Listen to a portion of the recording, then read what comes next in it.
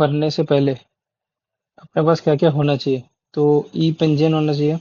समग्र आईडी जो आपकी है वो आधार कार्ड से लिंक होनी चाहिए, दोनों में सेम नंबर चाहिए। और तीसरा, डॉक्यूमेंट्स आपके अरेंज होने चाहिए। एमबीबीएस की डिग्री, 10th 12th की marksheet, internship completion and permanent registration, passbook, photo, उसका जो साइज है वो 100 KB तक होना चाहिए, सिग्नेचर का भी सेम है, और ई पंजीयन नंबर होना चाहिए जो हमने शुरू में किया था। अब पंजीयन नंबर कैसे बनाते हैं उसका एक अलग वीडियो है, वो बना दूंगा मैं अगर आपको चाहिए तो। और दूसरा, समग्र आईडी को आधार से कैसे लिंक करते हैं उसका भी एक वीडियो बना दूंगा। बहुत सिंपल स्टेप है, घर में हो जाती है, 2-3 मिनट का काम है। तो सबसे पहले you have to go to MPPSC MP online. उस पर क्लिक करके पहले लिंक पे आप क्लिक करो। पहले लिंक पे क्लिक करोगे यहाँ पे, तो you will get the link जहाँ आपको जाना है। सेकंड, इस तरह का पेज कुछ खुलेगा, तो उसमें सबसे ऊपर ही दिया हुआ है रिक्रूटमेंट फॉर MPPSC। यहाँ पे जो लिंक है, you have to click here. Then उसके बाद इस तरह का कुछ पेज खुलेगा। तो इसमें शुरू में बहुत सारी जितनी भी परीक्षाओं के एप्लीकेशन है, एडवर्टीजमेंट आते रहते हैं, तो उसको स्क्रॉल डाउन करना है। तो स्क्रॉल डाउन करके नीचे आपको ये मिलेगा चिकित्सा अधिकारी, यहाँ पे आपको क्लिक करना है। एक्शन, एप्लीकेशन फॉर्म भरना है इसलिए वहाँ पे क्लिक करना है। और जब वहाँ क्लिक करोगे तो इस तरह का कुछ एप्लीकेशन फॉर्म खुलेगा। तो सबसे पहले आपको इस एडवर्टीजमेंट पे क्लिक करना है ताकि वो एडवर्टीजमेंट पढ़ लें।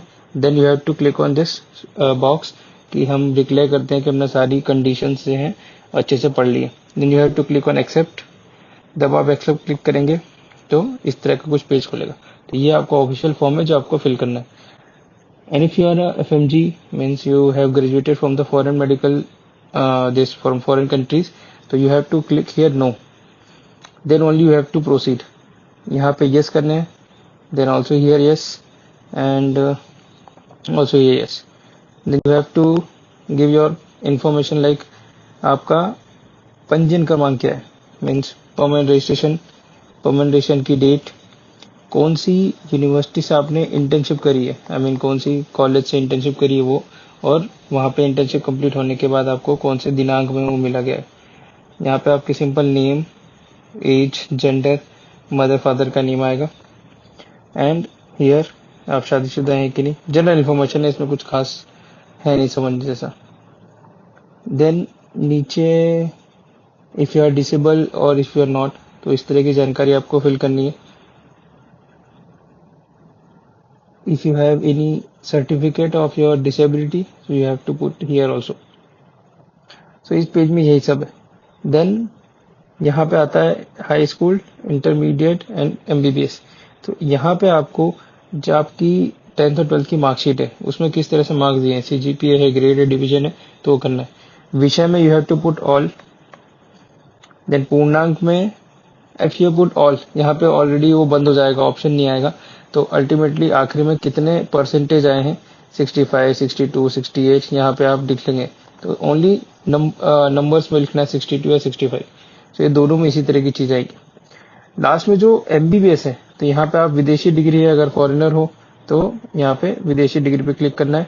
जब आप विदेशी डिग्री पे क्लिक करेंगे तो इस तरह यहाँ पे भी ऑप्शन आएगा कि आपकी डिग्री डिवीजन वाली है, ग्रेड वाली है, CGPA वाली है। तो अब जो फॉरेन के बहुत सारे बच्चे हैं उनकी जो डिग्री होती है वो क्रेडिट्स में आती है, उसमें क्रेडिट लिखा आता है। अब उस क्रेडिट को आपको एफिडेविट बनवाना है, और एफिडेविट बनवा के उसको ये शो करना है इजी लैंग्वेज में कि ओवरऑल मार्क्स कितने आते हैं और आपने कितने ऑब्टेन करें। सो फॉर एग्जांपल जैसे पैथोलॉजी का मेरा सब्जेक्ट था, out of 5 I have got 3 marks और आई हैव गॉट 4 मार्क्स। तो इस तरह से आपको बनवाना है। उसका फोटो मैं नीचे लिंक में दे दूंगा। तो एफिडेविट आपको उस तरह से बनवाना है। तो ये फॉर्म फिल होने के बाद, ये स्टेप करने के बाद यू हैव टू गो। अब नीचे बहुत सारी चीजें हैं कि इनकेस अगर यहाँ पे one more thing, you have to click there that मैंने जितनी भी चीजें भरी हैं वो सब सोली मेरे भरी है, और I have filled with all the right intentions, कुछ उसमें छुपा नहीं रहा हूं मैं। देन उसके बाद यहाँ पे आपकी बैंक की जानकारी आएगी, बैंक का नाम, IFSC कोड, शाखा का कोड, और ई पंजीयन का नंबर लिखना है। तो ई पंजीयन का नंबर भी ही जब आएगा तो you have to put there, okay. और यहाँ पे एड्रेस है, तो ये कुछ इसमें खास बात नहीं है। देन यहाँ पे पासबुक की फोटोकॉपी आएगी, here you have to put the passbook की फोटोकॉपी, आई मीन पासबुक का फ्रंट पेज। उसके बाद यहाँ पे आप क्लिक कर देंगे तो सेम पता हो जाएगा दोनों।